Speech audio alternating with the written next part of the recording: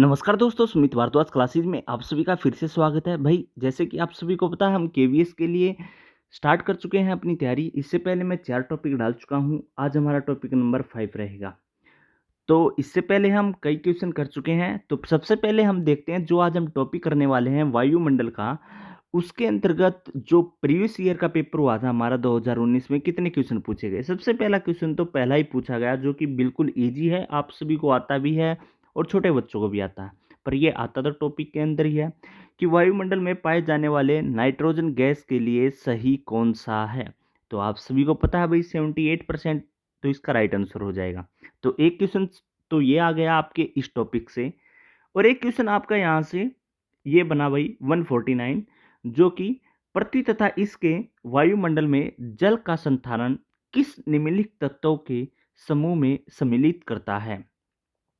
तो देखिए, इसका राइट आंसर रहेगा सी रहने वाला है। पहले वाष्पीकरण होगा, फिर संघनन होगा, फिर वर्षण होगा और फिर जलवाह होगा। तो इस प्रकार इसका राइट आंसर क्या हो जाएगा, सी हो जाएगा। तो इस टॉपिक से हमको 2 क्वेश्चन देखने को मिले। उम्मीद है अब की बार भी क्या है, 2-3 क्वेश्चन आपको क्या है इस टॉपिक से देखने को मिले। तो चलिए अब हम अपने टॉपिक पर आते हैं। तो चलिए देख लेते हैं एक बार। तो जैसे कि हम अपने टॉपिक पर आ गए हैं, आज का टॉपिक है हमारा वायुमंडल। मैंने आपको ये भी बताया पिछले साल 2019 में कितने क्वेश्चन पूछे गए, 2 क्वेश्चन पूछे गए। उम्मीद है अब की बार भी पूछेगा। सबसे पहले बात कर लेते हैं भाई, जो वायुमंडल है उसकी परिभाषा या डेफिनेशन क्या रहेगी। ये तो सभी को पता है, फिर मैं बता देता हूँ कि पृथ्वी के चारों ओर जो लिपटा हुआ गैसों का जो आवरण होता है, जो पृथ्वी का अखंड भाग है, वह उसे चारों तरफ से क्या करता है, घेरे रहता है। उसी को हम क्या कहते हैं, वायुमंडल कहते हैं। ठीक है, ये सभी को पता है, बताने की चीज नहीं है। अब बात कर लेते हैं हम गैसेज के बारे में। यहाँ से आपका एक क्वेश्चन पूछा गया है। सबसे पहले ही आपका जो मैंने दिखाया, जो पहला क्वेश्चन पूछा गया, नाइट्रोजन की कितनी मात्रा है, तो 78% लिख रखा था। तो अगर एक तो कितना हो गया, 78.03% क्या है, इसकी होती है। फिर बात कर लेते हैं ऑक्सीजन की, 20.99, लगभग 21% भी आपके एग्जाम में क्या है, मिलता है। आपको काफ़ी बुक्स में डायरेक्ट 21% भी क्या है, लिखा मिलेगा। फिर हम आर्गन की बात कर लेते हैं, 0.93% रहेगा। फिर हम कार्बन डाइऑक्साइड की बात कर लेते हैं, 0.03% रहेगा। फिर हम हाइड्रोजन की बात कर लेते हैं, 0.01% रहेगा। जो बाकी अदर बच गया, वह सभी क्या, उसमें कई चीज़ें और आ जाएंगी। तो सबसे पहले इनमें से उम्मीद है, अगर यहाँ से अगर गैसेज में से अब की बार क्वेश्चन उठाने की कोशिश करेगा, तो मेरे को कार्बन डाइऑक्साइड की क्या है पूछने की उम्मीद है। यहाँ से अब की बार क्या है, ये पूछ सकता है। ठीक है भाई, अब हम आगे बढ़ते हैं। देखिए, वैसे फुल डिटेल तो मैं इनकी अलग से टॉपिक बनाऊंगा, उसमें करवा दूंगा। पर जो थोड़ी थोड़ी डिटेल्स है, इनके बारे में भी मैं क्या बता देता हूँ। नाइट्रोजन क्या होता है, ऑक्सीजन क्या होता है, सबसे पहले इनके बारे में भी क्या मैं आपको बताऊंगा। देखिए, सबसे पहले हम नाइट्रोजन के बारे में देख लेते हैं। नाइट्रोजन क्या कहता है कि यह जैविक रूप से क्या है, निष्क्रिय और भारी गैस है। तो आपके पेपर में अगर पूछे तो नाइट्रोजन किस प्रकार की गैस है, निष्क्रिय और क्या है, भारी गैस है। इसका चक्रण वायुमंडल, मृदामंडल और जैवमंडल में अलग अलग प्रकार से होता है या अलग अलग होता है। राइजोबियम बैक्टीरिया वायुमंडल नाइट्रोजन को नाइट्रेट के रूप में क्या है, ग्रहण करता है। और यह नाइट्रिक ऑक्साइड के रूप में अम्ल वर्षा के लिए क्या है, उत्तरदायी है। अब इसमें से 2 पॉइंट ही बनते हैं आपके। एक पॉइंट बनता है सबसे पहला, जो मैंने बताया पेपर में आने के लिए, यह एक निष्क्रिय और भारी गैस है। एक मैंने सबसे लास्ट बताया, ये भी पेपर में आने के चांस है, कि यह नाइट्रिक ऑक्साइड के रूप में किसका निर्माण करता है या किसके लिए उत्तरदायी है। ये अम्ल वर्षा के लिए उत्तरदायी है, एसिड रेन के लिए। जो कि क्या है, इससे एसिड रेन होगी तो क्या हो जाएगा, कैंसर का क्या है, खतरा बढ़ जाएगा। ठीक है भाई, और कौन सी कैंसर, स्किन कैंसर का। ठीक है भाई, तो त्वचा जो कैंसर है उसका क्या है, हमारा खतरा बढ़ जाएगा या हो सकती है। फिर है छोटा, हम करेंगे ऑक्सीजन के बारे में भी देख लेते हैं। यह एक प्राणदायिनी गैस है। इस भारी गैस का संघनन वायुमंडल के क्या है, निचले भाग के अंतर्गत होता है भाई। फिर आते हैं हम कार्बन डाइऑक्साइड के बारे में। देखिए, पौधे कार्बन डाइऑक्साइड से ग्लूकोज और कार्बोहाइड्रेट बनाते हैं। ये क्वेश्चन में पेपर आ सकता, सॉरी, ये क्वेश्चन पेपर के अंतर्गत आ सकता है। फिर है भाई, इस गैस की सांद्रता में वृद्धि के कारण ग्लोबल वार्मिंग एवं जलवायु परिवर्तन की क्या है, समस्या उत्पन्न रही है। तो कई बार आपसे डायरेक्ट ये क्वेश्चन भी पूछ सकता है कि ग्लोबल वार्मिंग के अंतर्गत भाई कौन कौन सी गैसें होती हैं। तो उसके अंतर्गत आपको एक गैस का नाम तो पता चला, क्या? कार्बन डाइऑक्साइड होती है। तो ये भी आप क्या है याद रख सकते हो। फिर नेक्स्ट आता है ओजोन। देखिए मैं इस टॉपिक को पूरी डिटेल से करवाऊंगा। पहले मैंने जो आपको उनकी परसेंटेज बताई, कितनी परसेंटेज होती है, उनके बारे में मैं धीरे धीरे आपको क्या है थोड़े थोड़े पॉइंट बता रहा हूँ। बाकी ये अगर हमको फुल डिटेल से करने होंगे तो हम वो भी वीडियो क्या है डालेंगे।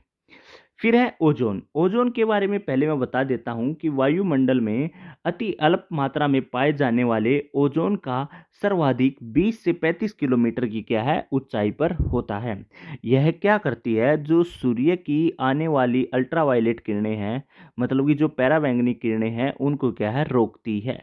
ठीक है भाई। तो सबसे पहले ये, हालांकि सभी को पता होगा कि ओजोन का काम क्या होता है, अल्ट्रावायलेट किरणों को रोकना। फिर भी और बता देता हूं मैं कि वर्तमान में सीएफसी का मतलब होता है क्लोरोफ्लोरोकार्बन एवं अन्य ओजोन सरण पदार्थों की बढ़ती मात्रा के कारण ओजोन परत का संरक्षण एक गंभीर समस्या के रूप में क्या है उभरी है। गैसों में नाइट्रोजन, ऑक्सीजन, कार्बन डाइऑक्साइड आदि भारी गैसें हैं, जबकि शेष गैसें हल्की हैं। कौन कौन सी? और वायुमंडल के ऊपरी भागों में क्या है उपस्थित है। ठीक है भाई। अगर आपसे पूछा जाए गैस जो हल्की हैं वो कहाँ पर हैं, तो वह वायुमंडल के क्या है ऊपरी भाग के अंतर्गत क्या है पाई जाती है। ठीक है भाई। अगर आपसे पूछा जाए ऑक्सीजन हो गया, कार्बन डाइऑक्साइड हो गया, नाइट्रोजन हो गया, ये भारी गैस है या हल्की गैस है, तो आपको क्या पता चला, ये भारी गैसें हैं, हैवी गैसेज है। ठीक है भाई। कार्बन डाइऑक्साइड एवं ओजोन अस्थायी गैसें हैं, जबकि नाइट्रोजन, ऑक्सीजन, हाइड्रोजन और नियोन स्थायी गैसें हैं। आपसे यहाँ से ये भी पूछ सकता है अस्थायी गैसें कौन सी हैं और स्थायी गैसें कौन सी हैं। तो अस्थायी गैस के अंतर्गत कौन कौन सा आता है, कार्बन डाइऑक्साइड और ओजोन आता है। और स्थायी गैस के बारे में बात करें, नाइट्रोजन हो गया, ऑक्सीजन हो गया, हाइड्रोजन हो गया, नियोन हो गया, ये सभी गैसें किसके अंतर्गत आती हैं, स्थायी गैस के अंतर्गत आती हैं। अब यहाँ से वही दो ही प्रकार के क्वेश्चन बनते हैं ओजोन के अंतर्गत।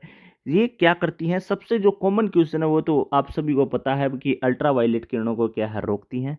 फिर आपसे पूछ सकता है कि ये कितनी ऊंचाई पर पाया जाता है, ये क्वेश्चन यहाँ से बन सकता है। आपको पता चला 20 से 35 किलोमीटर की ऊंचाई पर पाया जाता है। और क्लोरोफ्लोरोकार्बन के अंतर्गत भी क्या है इसका योगदान है, या फिर इसके बारे में मैं क्या है डिटेल से बताऊंगा, फिर पता चल जाएगा। तो ये थर्ड पॉइंट भी आपका पूछ सकती है। बाकी मेरे को लगता नहीं इसमें से और पॉइंट आएगा। नेक्स्ट है जल वाष्प। जल वाष्प क्या होता है, देखिए इससे संबंधित थोड़ा हाथ जो हमने 149 क्वेश्चन करवाया है, जैसे कि संघनन हो गया। जैसे कि संघनन के बारे में आप सभी को पता होना चाहिए, जो पानी भाप के रूप में बनकर वापिस दोबारा बादलों में चला जाता है, वह क्या एक संघनन प्रक्रिया है।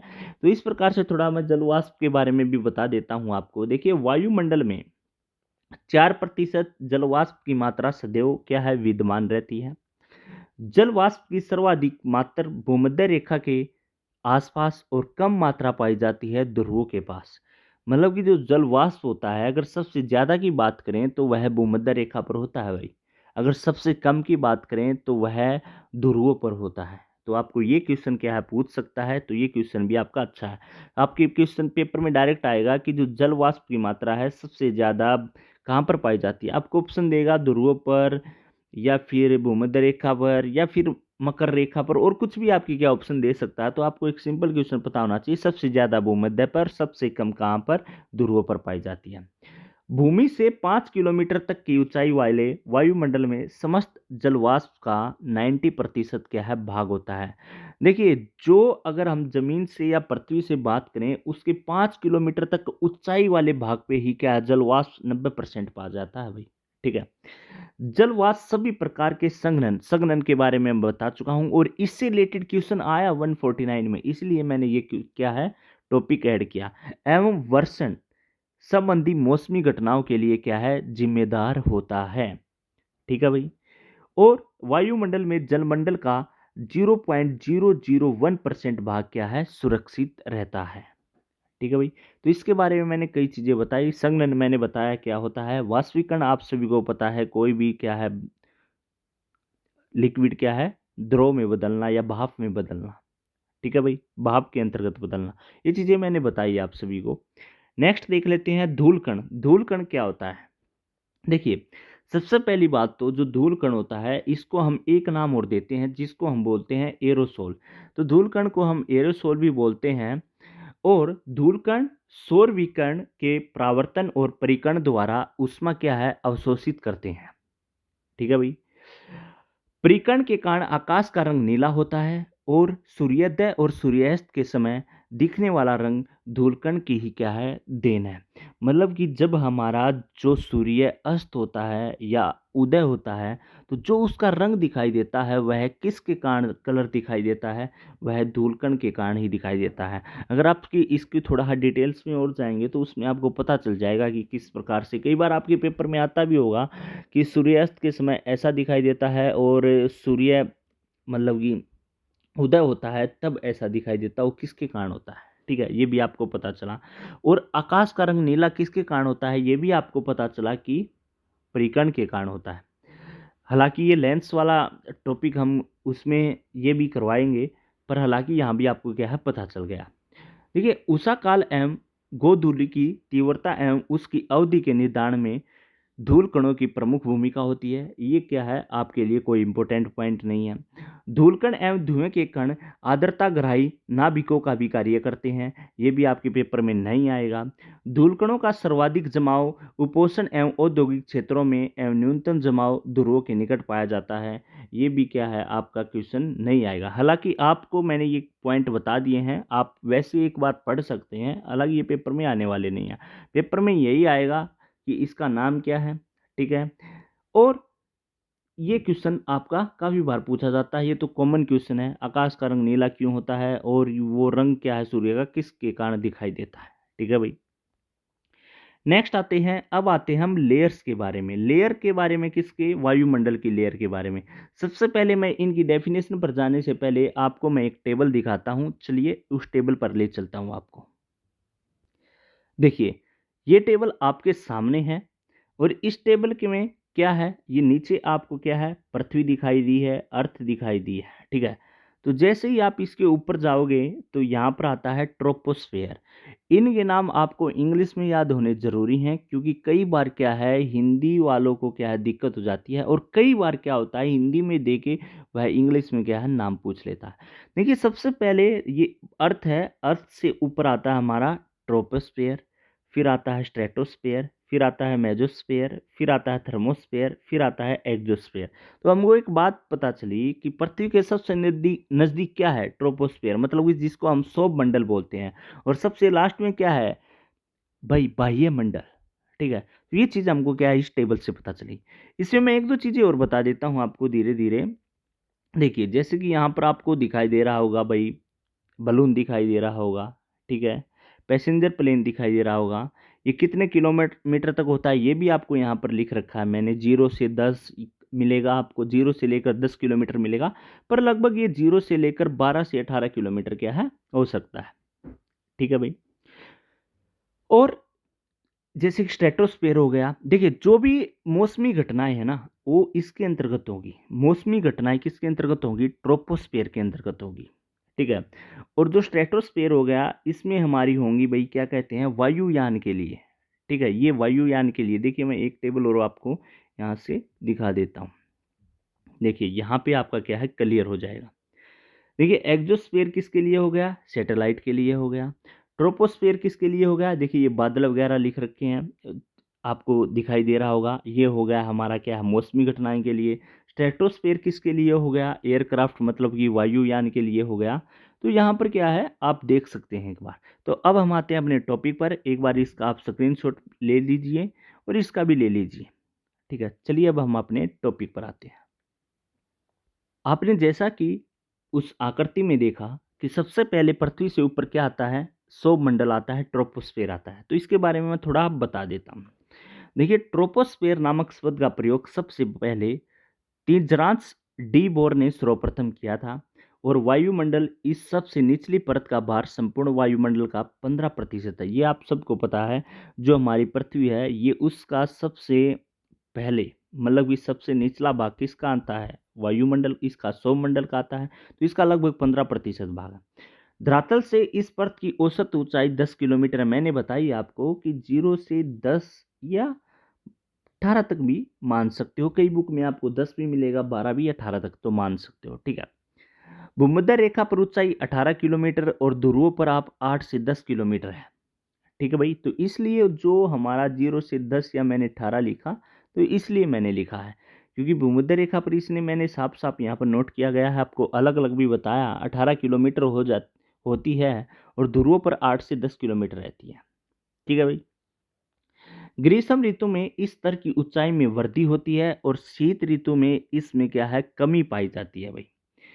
इस मंडल की प्रमुख विशेषता है कि प्रति 165 मीटर की ऊंचाई पर तापमान में 1 डिग्री सेल्सियस की क्या है, गिरावट आनी शुरू हो जाती है, ठीक है। ये क्वेश्चन यहाँ पर बनता है, कई बार आपसे पेपर में पूछेगा 100 मंडल के अंतर्गत कितने किलोमीटर की ऊंचाई पर जो तापमान में गिरावट आनी शुरू हो जाएगी, तो 165 मीटर की ऊंचाई पर कितने की, 1 डिग्री सेल्सियस की। ये आपको क्या है, याद रखना होगा। इस भाग में गर्म और शीतल होने का कार्य विकर्ण संचालन और संवहन द्वारा होता है भाई। इस मंडल को परिवर्तन मंडल भी कहते हैं।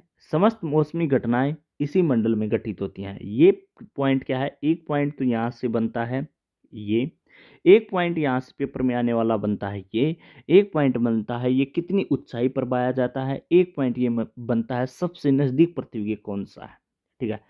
तो आपको ऊंचाई पर पता चल गया 0 से 10 किलोमीटर, भाई कितनी ऊंचाई पर, 165 मीटर पर। और जो मोस्ट इंपोर्टेंट पॉइंट मैंने बताया, ये इसके अंतर्गत कौन सी घटनाएं होती हैं, सभी मौसमी घटनाएं। मैंने वैसे जो आपको टेबल दिखाई उसमें ही बताया था, पर यहाँ पर भी मैंने स्पेशल मेंशन किया हुआ है।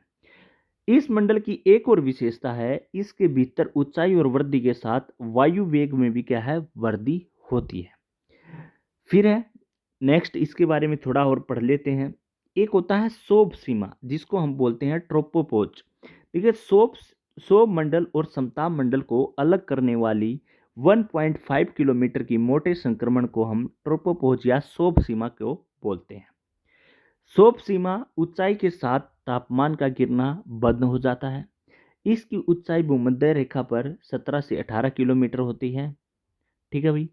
तापमान 80 डिग्री सेल्सियस और ध्रुव पर 8 से 10 किलोमीटर होती है, तापमान -45 डिग्री सेल्सियस होता है, ठीक है भाई, समझ गए। अब हम बात करते हैं समताप मंडल के बारे में। समताप मंडल को हम बोलते हैं स्ट्रेटोस्फेयर। सबसे पहले मैंने इनके नाम इंग्लिश में भी साथ के साथ में इसलिए लिखे हुए हैं क्योंकि पेपर के अंतर्गत कई बार इनका डायरेक्ट नाम इंग्लिश में पूछ लेगा, ठीक है। शोभ सीमा के ऊपर 50 किलोमीटर की ऊंचाई तक समताप मंडल का क्या है, विस्तार होता है, ठीक है भाई। कुछ विद्वान ओजोन मंडल को भी इसी में क्या है, समाहित कर लेते हैं। इस मंडल में तापमान में कोई परिवर्तन नहीं होता है और संताप रेखाएं समांतर न होकर लंबवत होती हैं। यहाँ संघनन से विशिष्ट प्रकार के मुक्ताप मेघ की उत्पत्ति होती है और एवं गिरने वाले बूंदों को नोक्टिल्यूसेंट कहते हैं। इस मंडल की मोटाई ध्रुवों पर सर्वाधिक होती है और विषुवत रेखा पर क्या है, कम होती है। शीत ऋतु में 50 डिग्री से 60 डिग्री अक्षांश के बीच समताप मंडल सर्वाधिक क्या है, गर्म हो जाता है। यह मंडल मौसमी घटनाओं से मुक्त हो जाता है और वायुयान चालकों के लिए उत्तम होता है। अब बात आती है, इतने पॉइंट बताए सर आपने, इसमें से इम्पोर्टेंट कौन सा है? इसमें से इम्पोर्टेंट है सबसे पहला पॉइंट तो कि इसकी ऊंचाई कहाँ से मिलती है, 50 किलोमीटर से शुरू होता है, ठीक है। दूसरा पॉइंट इसका इम्पोर्टेंट बनता है, भाई इसके अंतर्गत कौन सी घटनाएं होती हैं, यह वायुयान के लिए क्या है, उपयोगी है। बस ये दो पॉइंट आप याद रख लो, वह आपके लिए काफ़ी है, बाकी कोई पढ़ने की जरूरत नहीं है, ठीक है भाई। अब बात करते हैं, इसके बाद आता है हमारा ओजोन मंडल, जिसको हम बोलते हैं ओजोनोस्फेयर। देखिए समताप मंडल के निचले भाग में 15 से 35 किलोमीटर के बीच ओजोन गैस का क्या है, मंडल होता है। अब आप सभी को पता है कि सर आपने तो बताया 50 किलोमीटर तक, तो आपने क्या बताया, समताप मंडल बताया। ओजोन मंडल की आप बीच में बता रहे, तो ये कैसे, ध्यान से सुनो, इसकी सभी बातें मैं आपको बताऊंगा। ये बीच में होता है किसके, समताप मंडल का जो निचला भाग होता है 15 से 35 किलोमीटर के बीच, वहाँ पर क्या है, ओजोन मंडल पाया जाता है या ओजोन गैस होती है। ध्यान से सुनते जाओ। ओजोन गैस सूर्य से निकलने वाली जो अल्ट्रावायलेट किरणें हैं उनको सोख लेती हैं, ये पहले मैं बता चुका हूँ। इस स्तर में प्रति किलोमीटर 5 डिग्री सेल्सियस की दर में क्या है तापमान बढ़ता है। इसी अन्य तापमान के कारण वायुमंडल में ध्वनि एवं निर्भरता वाले उत्पन्न होते हैं। वर्तमान में ओजोन पार्ट के क्षरण की समस्या के निवारण के लिए मॉन्ट्रियल प्रोटोकॉल एवं अन्य उपायों के जरिए ओजोन संरक्षक पदार्थों और कड़ाई से क्या है रोक लगाई गई है। देखिए इसके अंतर्गत क्या है, सबसे पहले पूछेगा ये कहाँ पर पाया जाता है, तो आप सभी को इसकी लोकेशन पता चल गया। ओजोन समताप मंडल के क्या है निचले हिस्से में पाया जाता है। या डायरेक्ट आपको ऑप्शन भी देगा कि समताप मंडल, सौर मंडल, बाह्य मंडल कहाँ पर पाया जाता है, तो आप डायरेक्ट भी क्या है समताप मंडल क्या है यहाँ पर राइट आंसर लगा सकते हो। अगर आपसे एग्जैक्ट लोकेशन पूछे तो आप बता सकते हो निचले भाग में 15 से 35 किलोमीटर में। सबसे पहला तो यह हो गया। फिर आपसे पूछेगा कि भाई इसका काम क्या है, अल्ट्रावायलेट किरणें सोख लेना। क्यों? सूर्य से आने वाली जो पैराबैंगनी किरणें हैं उनको सोख लेता है। ठीक है भाई, तो ये दो ही पॉइंट इसके बनते हैं और यही क्या आपके पेपर में आने वाले हैं। फिर इसके बाद आता है मध्य मंडल। भाई मध्य मंडल होता है 50 से 80 किलोमीटर की ऊंचाई वाला वायुमंडल भाग मध्य मंडल कहलाता है, जिसमें तापमान में ऊंचाई के साथ क्या है ह्रास होता है। 80 किलोमीटर की ऊंचाई पर तापमान -80 डिग्री सेल्सियस हो जाता है और इस न्यूनतम तापमान की सीमा को हम मेसोपास कहते हैं। ठीक है भाई। फिर इसके बाद आता है आयन मंडल, जिसको हम आयनोस्फीयर बोलते हैं। यह हो जाता है भाई 80 से 640 किलोमीटर की तक होता है। यहाँ पर अत्यधिक तापमान के कारण अति न्यून दबाव होता है और पैराबैंगनी एवं उच्च वेगीय कणों के द्वारा लगातार प्रहार होने से गैसों का क्या है आयन हो जाता है। आकाश का नीलवर्ण, सुमेरु ज्योति, ये आपने पढ़ा होगा कभी, कुमेरी ज्योति तथा उल्काओं की चमक एवं ब्रह्मांड किरणों की उपस्थिति इसी भाग के अंतर्गत क्या है पाई जाती है। यहाँ से ये क्वेश्चन इंपॉर्टेंट बनता है कि ये किसके अंतर्गत पाई जाती हैं, तो आप याद रख सकते हैं आयन मंडल के अंतर्गत पाई जाती हैं। ठीक है भाई, तो ये आप क्या यहाँ पर पढ़ सकते हैं। अगर थोड़ा और डिटेल्स में जाऊं, वैसे आपके अंदर पूछेगा नहीं फिर भी बता देता हूँ। यह मंडल कई भागों में या कई परतों में विभाजित है, उसके बारे में बता देता हूँ। देखिए सबसे पहला आता है डी का विस्तार 80 से 96 किलोमीटर तक है। यह पार्ट दीर्घ रेडियो तरंगों का क्या है परावर्तित करती है। फिर आता है E1 परत, ये 96 से 130 किलोमीटर तक है और E2 परत 160 किलोमीटर तक विस्तृत है। E1 और E2 परत मध्यम रेडियो तरंगों को क्या है परावर्तित करती है। फिर आता है F1 और F2 परतों का विस्तार, ये 160 से 320 किलोमीटर तक है, जो लघु रेडियो तरंगों को क्या है प्रभावित करते हैं और इस परत को एप्लिटन परत क्या है कहा जाता है या कहते हैं। फिर आता है J परत का विस्तार 400 किलोमीटर तक है। इस परत की उत्पत्ति नाइट्रोजन के परमाणुओं एवं पैराबैंगनी फोटॉन्स की प्रतिक्रिया से क्या है होता है। तो मैंने इसको भी आपको क्या है डिटेल्स में बता दिया है। फिर लास्ट में आता है एक्सोस्फीयर, जिसको हम बोलते हैं बाह्य मंडल। भाई इसकी ऊंचाई 640 किलोमीटर के ऊपर क्या है पाई जाती है या विस्तार में फैली हुई है। यहाँ पर क्या है गैसें मिलेंगी, मतलब जैसे कि यहाँ पर हाइड्रोजन एवं हीलियम गैसों का क्या है प्रधानता पाई जाती है। या फिर जो अन्य शोध के अनुसार नाइट्रोजन, ऑक्सीजन, हीलियम, हाइड्रोजन अलग अलग प्रत्यय भी क्या है इसी के अंतर्गत होती हैं। ठीक है भाई, तो ये आपका हमारा बाह्य मंडल हो गया। अब मैं आपको क्या है थोड़ा डायरेक्ट शॉर्ट में बताऊंगा, वो भी हम क्या है देख लेते हैं। देखिए हम अपनी टेबल पर आ गए हैं। सबसे पहले हमने आपको बताया ट्रोपोस्फेयर। ट्रोपोस्फेयर का मैंने क्या है यहाँ पर सबसे पहले आपको पता होना चाहिए कितने किलोमीटर तक होता है। फिर इसमें बताया जो भी मौसमी घटनाएं होंगी वो इसी के अंतर्गत होंगी। फिर आया स्ट्रेटोस्फेयर। फिर मैंने इसमें बताया आपको कि स्ट्रेटोस्फेयर के अंदर ही एक पाया जाता है, कौन सा पाया जाता है ओजोन मंडल पाया जाता है, जो अल्ट्रावायलेट किरणों को रोकती है। ये किसके अंतर्गत पाया जाता है स्ट्रेटोस्फेयर के अंतर्गत पाया जाता है। इसमें कौन सी घटनाएं होती हैं, इसमें वायुयान के लिए उपयोगी होता है। ये मौसमी घटनाओं के लिए, ये वायुयान के लिए। ठीक है। और जो एक्सोस्फेयर मैंने बताया ये किसके लिए, इसके अंतर्गत गैसों के लिए पाया जाता है। ठीक है, यही आपके लिए इम्पोर्टेंट है, बाकी कोई इतना इम्पोर्टेंट है नहीं। ठीक है भाई, जो मैंने टॉपिक आज करवाया आपका, इसमें से उम्मीद है आपके नेक्स्ट पेपर में और पूछेगा। जो इस टॉपिक से रिलेटेड थोड़ा और रह गया, जैसे कि ग्लोबल वार्मिंग रह गया, ठीक है, उनके लिए क्या है मैं डायरेक्ट स्पेशल एक वीडियो बनाऊंगा उस टॉपिक पर, जो कि वो भी क्या आपका क्लियर हो जाएगा। तो थैंक यू स्टूडेंट, मिलते हैं नेक्स्ट वीडियो में, धन्यवाद।